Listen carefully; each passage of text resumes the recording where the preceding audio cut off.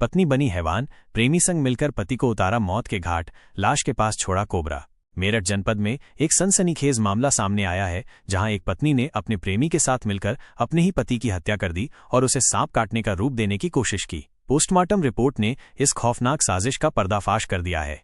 भैंसुमा थाना क्षेत्र के अकबरपुर सादात गांव में रविवार को अमित नामक युवक अपने घर में मृत पाया गया था। उसकी चारपाई पर एक सांप मिलने से शुरुआती तौर पर यह माना जा रहा था कि उसकी मौत सांप के काटने से हुई है। हालांकि पोस्टमार्टम रिपोर्ट ने चौंकाने वाला खुलासा किया है। रिपोर्ट के अनुसार अमित की मौत गला घोंटने से हुई थी और उसके चेहरे, गर्दन और नाक पर चोट के निशान पाए गए हैं।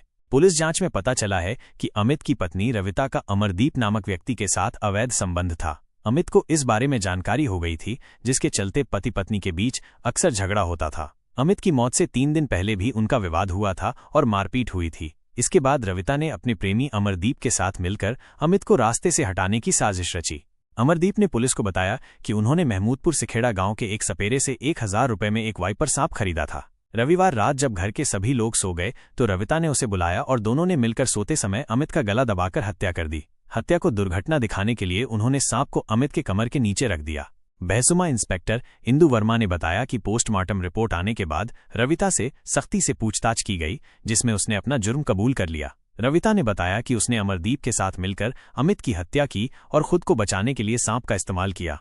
एसपी देहात राकेश कुमार मिश्रा ने बताया कि पुलिस ने रविता और अमरदीप को गिरफ्तार कर लिया है। पूछताछ में दोनों ने पहले गुमराह करने की कोशिश की, लेकिन सख्ती से पूछताछ करने पर उन्होंने हत्या की बात कबूल कर ली।